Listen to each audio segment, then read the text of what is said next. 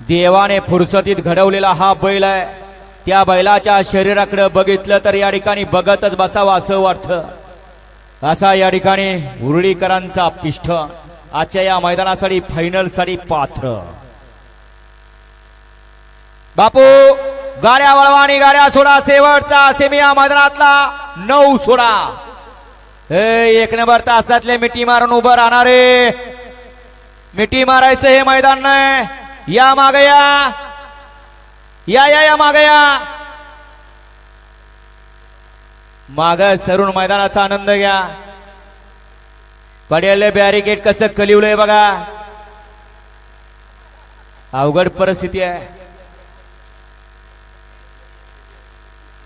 व्यवस्थित धरा, पड्याल्या कडेला लांब लचक शिंग असलेला मथुर आहे 10 नंबर तासाला, आणि इकडे 1 नंबर तासाला पब्लिकला या ठिकाणी